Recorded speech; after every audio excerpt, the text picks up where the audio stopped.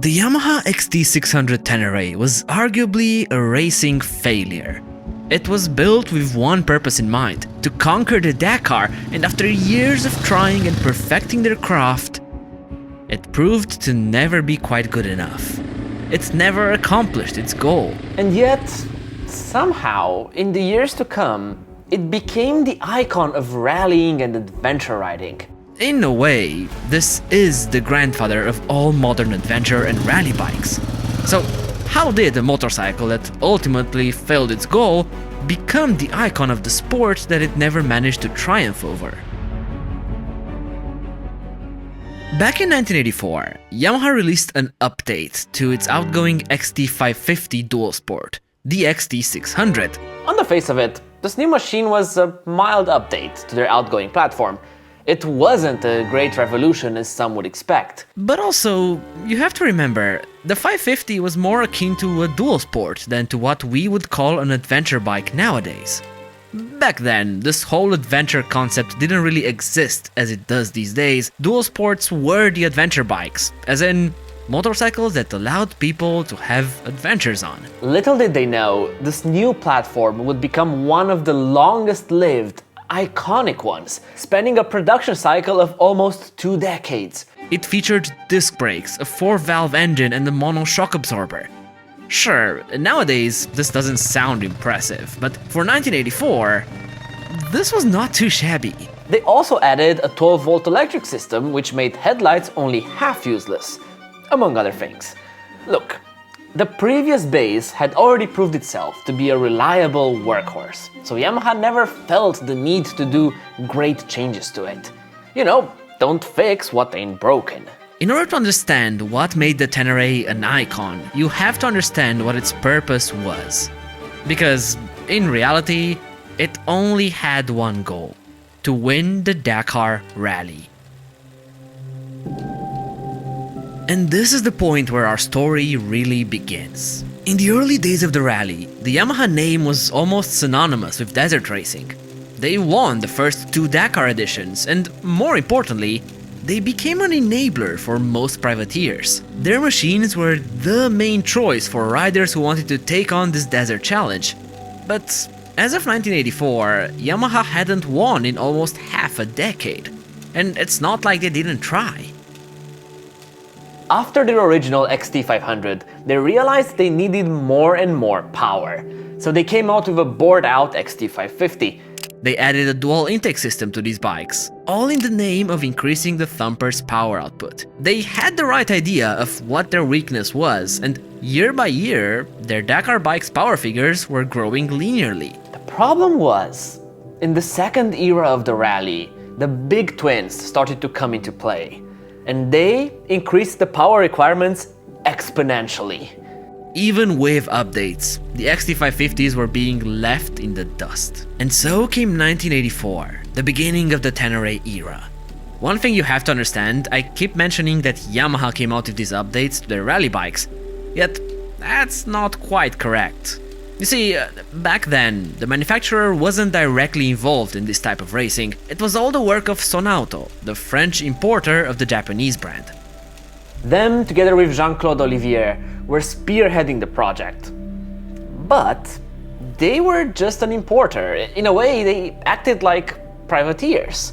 And they made mistakes, like boring out the 600cc engine to 633cc, which sounds great, until they started seizing because of the increased temperatures. Look, the Sonauto team was quite a force back in the day, don't get me wrong. And what Olivier did next was crucial for the success of the Tenere.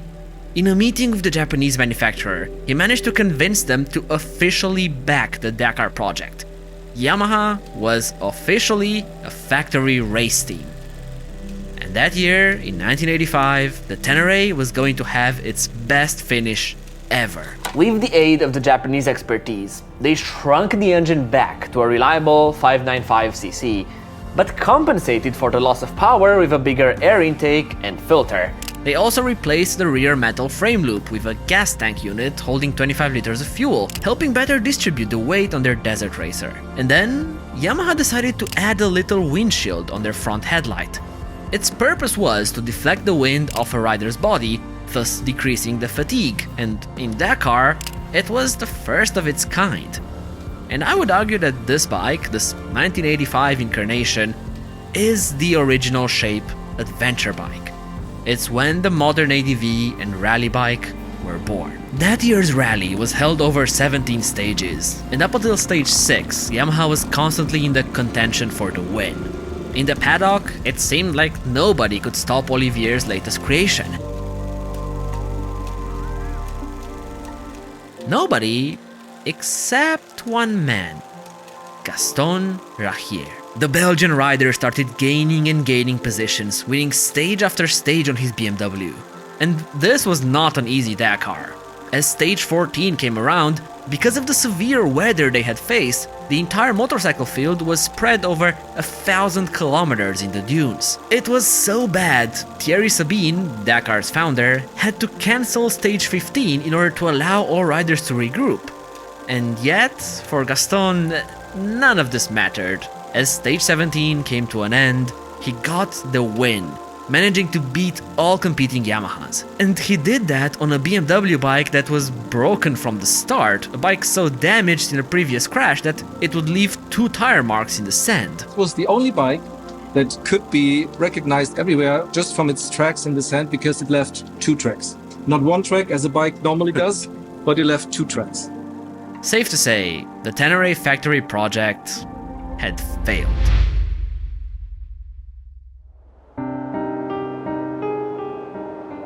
In a way, 1985 represented the closest Olivier would ever get to a Dakar win. Riding this Yamaha, he managed to score 2nd place.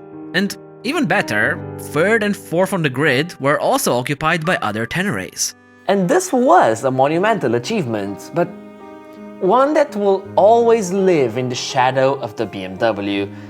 Because ultimately, in history, nobody gives a damn about the runner-up. And from that point, the Tenere project started falling more and more behind. The fact was, their thumper was lacking outright speed. A single-cylinder 600 could never compete with the BMWs. The sad thing is, it's not like the Japanese weren't trying. In '86, they doubled down on aerodynamics, creating the first proper rally fairing. In fact, they went as far as testing the bike in a wind tunnel to try and increase their top speed as much as possible. But as 1987 came around, Yamaha dropped their single-cylinder Dakar project. Yes, an XT600 Tenere did enter that year, but it was back to being the Sonauto team.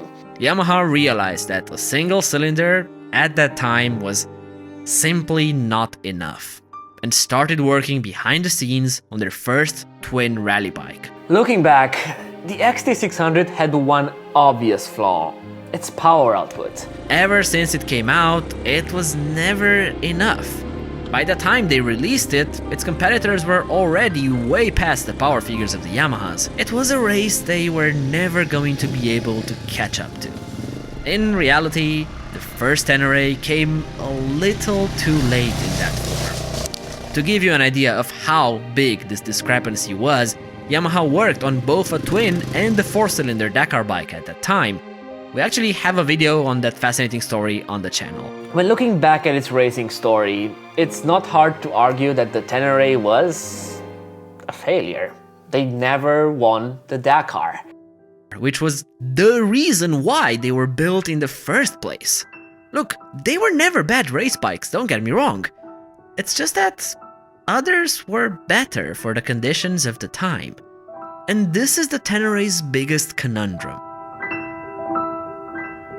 When a race bike fails at its one goal, it usually gets forgotten, put aside. And yet, that was not the case here, because the Tenere became one of motorcycling's biggest icons. It's the bike that really showcased the deep connection between rallying and adventure riding, the first machine to really tie these two worlds together. Most importantly, what the Tenere became was the embodiment of the Dakar dream for the common rider. It became a symbol. What if I told you that this was the goal from the very beginning? Yeah, that's why we had the consumer version of the Tenere.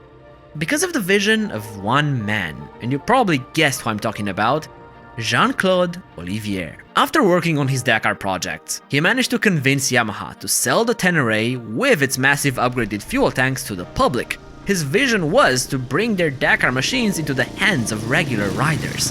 And that's how this legend was born, and its name couldn't be more fitting. Tenere comes from the name of a desolate and dry flat land in the Sahara Desert, a place that the Dakar used to frequent in the 80s. Initially, this translated to desert in the language of the Tuaregs, but with time it got to represent this one specific iconic Dakar section. I first discovered the XT platform I think 10 years ago. I always wanted to have a XT500. I firstly came into the Tenere, the XT600 3 years ago. And the bike itself? At its base, it was the XT600 Dual Sport. But that wasn't a bad thing. Because that meant it only weighed 140 kilos. It brought a telescopic fork inherited from the YZs of the time. It brought in disc brakes and a lightweight aluminium swing arm. And its engine, its one Achilles heel in racing, represented its biggest advantage in the real world. What I like the most about these Teneres is the reliability of them, the simpleness, off-road performance it has, and I like the big tanks and the fact that you can ride them anywhere. It was simple, reliable, but powerful enough to get you out of trouble with roughly 40 to 50 ponies on tap. Couple that with big wheels and proper suspension, it gained a bit of a bulletproof reputation, one not far from that of the KLR 650. But unlike the KLR, the Tenere could actually do proper off-roading. It represented the quintessential adventure package. Everything you needed and nothing you didn't. Kind of like a margherita pizza. It's simple, basic, you only need some tomato sauce and mozzarella to make it work. And while not the fanciest, it's a solid, reliable choice. One that always does the job. A pellet cleanser. This particular bike is actually almost a stock bike.